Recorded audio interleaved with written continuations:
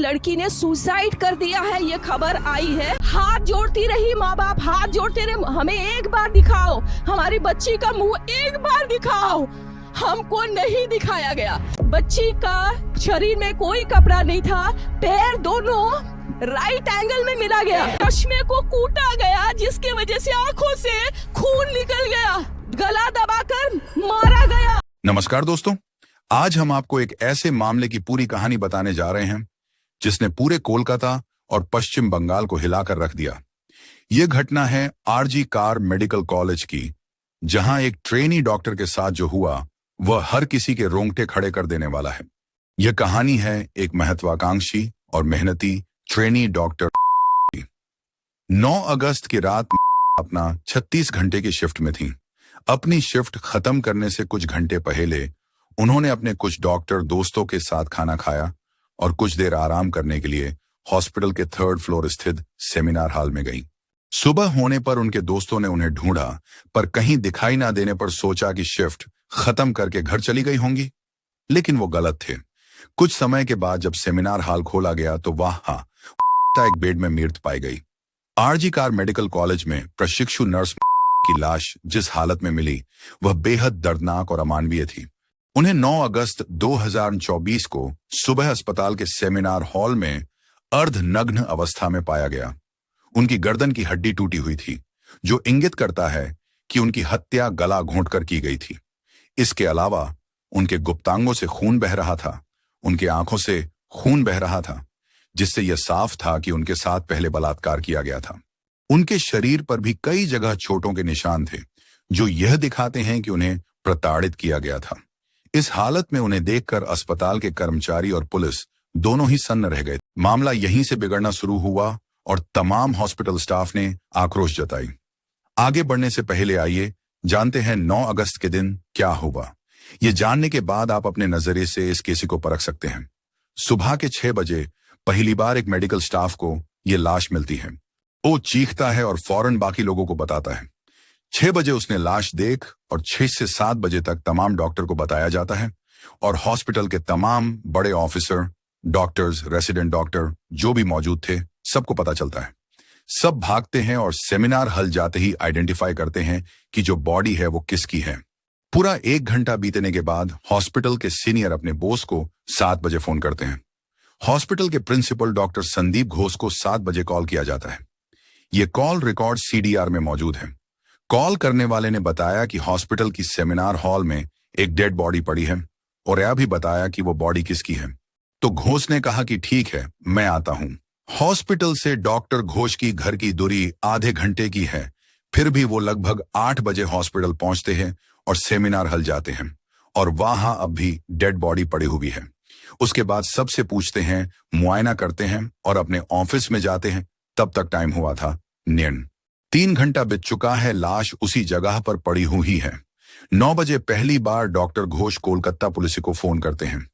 पहला सवाल ये आता है, जब इस तारीखे की डेथ होती है, जो कोई भी देखकर बता सकता है कि उसके साथ क्या हुआ है। ये सब जानने के बाद भी 3 घंटे हॉस्पिटल के बड़े बड़े पढ़े लिखे डॉक्टर बर्बाद कर देते हैं।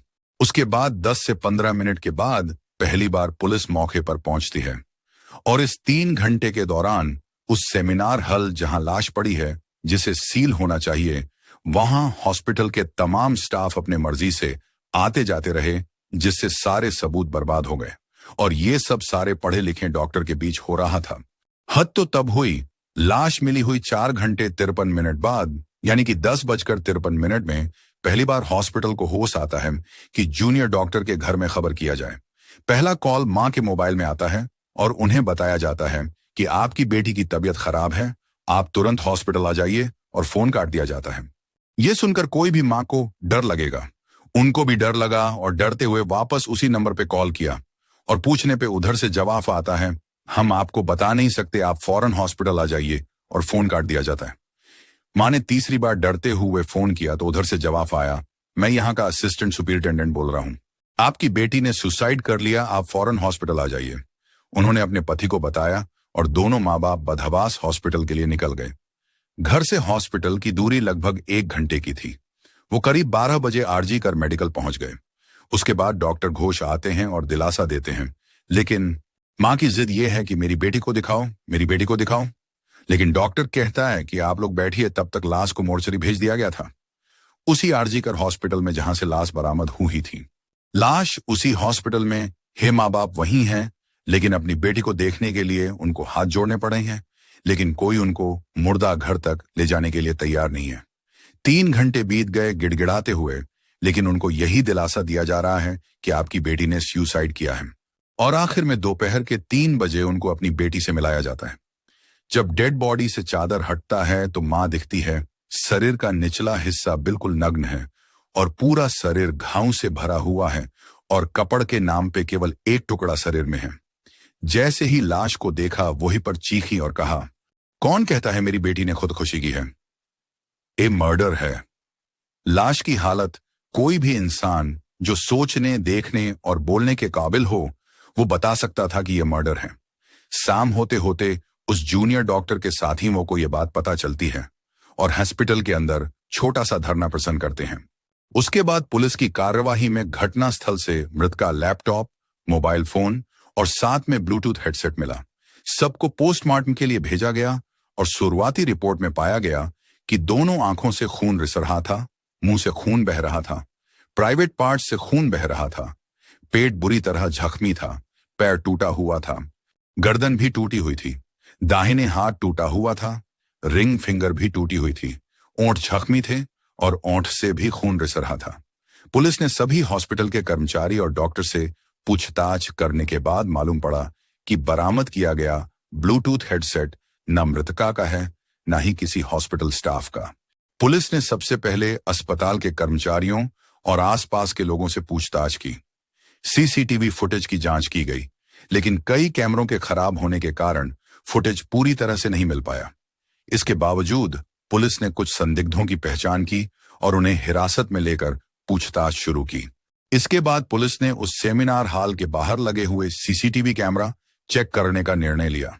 लगभग सभी कैमरा खराब थे या बंद थे। उनमें से गिनती के कैमरा जो काम कर रहे थे उनको चेक करने से पता चला कि उस रात के बाद सेमिनार हॉल की तरफ कुछ हॉस्पिटल स्टाफ आते जाते दिखाई दिए, लेकिन उनमें से एक आदमी पर शक गया जो सेमिनार हॉल में जाने के 40 मिनट बाद निकला था। और एक गौर करने वाली बात यह थी कि अंदर जाते वक्त उसके गले में एक ब्लूटूथ हेडसेट था, लेकिन बाहर आते वक्त उसके गले से ब्लूटूथ हेडसेट गायब था। पुलिस ने जब उसके बारे में पूछताछ की तो मालूम पड़ा कि वो एक समाज सेवी कार्यकर्ता है जो लोगों से कमीशन लेके हॉस्पिटल में भर्ती करने का काम करता था और वो कोलकाता पुलिस के लिए एक तरह से इंफॉर्मेशन देने का काम भी करता था। मालूम पड़ा कि उसका नाम संजय रॉय है। संजय रॉय जो अस्पताल में एक सिविक वॉलंटियर के रूप में कार्यरत था, उसे अस्पताल के विभिन्न विभागों में स्वतंत्र रूप से घूमने की अनुमति थी। इस कारण उसे अस्पताल के अंदर आने जाने में कोई कठिनाई नहीं होती थी और यही स्थिति इस भयानक अपराध के लिए अनुकूल बनी। जब पुलिस पूछताछ के सिलसिले में संजय के ठिकाने मैं पहुंची और बरामद किया गया ब्लूटूथ हेडसेट उसके मोबाइल से कनेक्ट करने की कोशिश की तो आसानी से कनेक्ट हो गया। जो व्यक्ति पहले संदिग्ध था, अब उसके खिलाफ सबूत मिलने पर पुलिस ने संजय को पूछताछ के लिए थाना लेकर आई। संजय रॉय ने प्रारंभिक पूछताछ के दौरान अपराध स्वीकार किया और बताया कि उसने अपराध करने से पहले शराब पी थी और संभवतः रेड लाइट एरिया का भी दौरा किया था। उसने बताया कि रात को शराब के नशे में वो हॉस्पिटल की सेमिनार हॉल में गया और जूनियर डॉक्टर को देखने के बाद उससे जबरदस्ती करना चाहा, लेकिन डॉक्टर ने उसे रोकने की कोशिश की तो शराब के नशे में चूर संजय ने नर्स के साथ सिर्फ जबरदस्ती ही नहीं, हैवानियत की सारी हदें पार करते हुए उसे जान से मार दिया। इससे साजिश कहेंगे या क्या कहेंगे? सबका पोस्टमार्टम भी उसी आरजेकर हॉस्पिटल में ही होती है जहां से लाश मिली थी। जैसे जैसे बात फैल रही थी, हॉस्पिटल के बाहर धरना प्रदर्शन बढ़ता जाता है।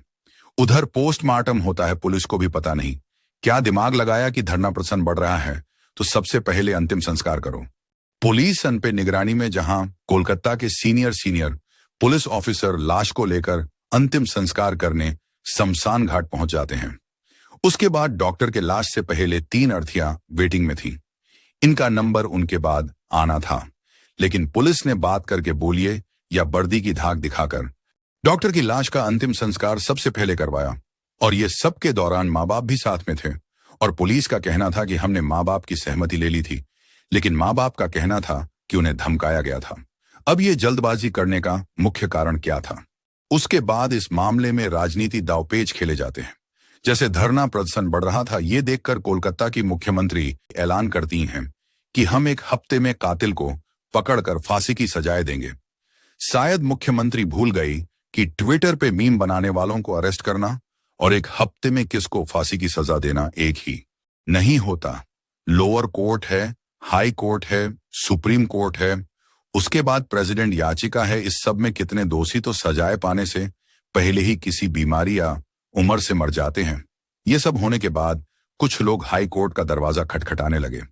हाई कोर्ट के सामने कुछ पॉइंट रखे गए, जैसे लाश का मिलना और उसी हॉस्पिटल में पोस्टमार्टम करना, 6 बजे लाश मिलने फिर भी 9 बजे तक पुलिस को कॉल ना करना, पुलिस रिपोर्ट में डॉक्टर का अननेचुरल डेथ करार देना। ये सब पॉइंट पे हाई कोर्ट के जज ने पुलिस को फटकार लगाते हुए केस सीबीआई को सौंपने का आदेश दिया गया। पुलिस ने केस पहले 4 दिन जांच की। उसी दौरान एक डॉक्टर ने बयान दिया कि पोस्टमार्टम के दौरान बॉडी से 191 मिलीग्राम व्हाइट लिक्विड पाया गया है।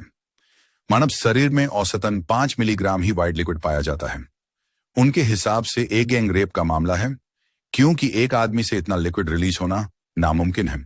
उधर हॉस्पिटल के प्रिंसिपल डॉक्टर घोष को पूछताछ के लिए बुलाया गया तो वो गए ही नहीं। पुलिस ने भी सोचा बिजी आदमी है, जब मौका मिलेगा तो आ जाएंगे। अब एक केस सीबीआई के पास है और हमारे देश में सीबीआई की केस को लेकर रिकॉर्ड उतना अच्छा नहीं है। पुलिस के मुताबिक अस्पताल के कई सीसीटीवी कैमरे खराब होने के कारण महत्वपूर्ण फुटेज नहीं मिल पाए। इसके अलावा संदिग्धों की पहचान में भी कई अड़चनें आईं। पुलिस ने ब्लूटूथ हेडसेट के आधार पर एक व्यक्ति को गिरफ्तार किया, लेकिन यह मामला अभी भी अनसुलझा है। फॉरेंसिक टीम अभी भी फिंगरप्रिंट्स और डीएनए साक्ष्यों की जांच कर रही है। सीबीआई हर संभव दिशा में जांच कर रही है और जल्द ही इस मामले में और खुलासे होने की उम्मीद है। लेकिन जो कुछ हो रहा है या जो दिखाया जा रहा है, क्या वो पूरा सच है?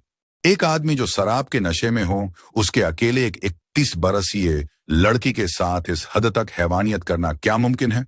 इस घटना के बाद पूरे राज्य में गुस्से की लहर दौड़ गई। ट्रेनी डॉक्टर के साथ जो हुआ वह किसी भी इंसान के साथ नहीं होना चाहिए। यह घटना हमारी समाज की कमजोरियों को उजागर करती है और हमें यह सोचने पर मजबूर करती है कि हमारी बेटियों की सुरक्षा के लिए और क्या किया जा सकता है। हमारी प्रार्थनाएं मृतक के परिवार के साथ हैं और हम सभी को उम्मीद है कि जल्द ही उन्हें न्याय मिलेगा। दोषियों को सजा मिलनी चाहिए ताकि ऐसी घटनाएं भविष्य में ना। अगर आप इस वीडियो से सहमत हैं और को न्याय दिलाने की मांग करते हैं तो इस वीडियो को लाइक और शेयर जरूर करें। और हाँ, हमारे चैनल को सब्सक्राइब करना न भूलें ताकि आप हमारे अगले अपडेट्स मिस ना करें।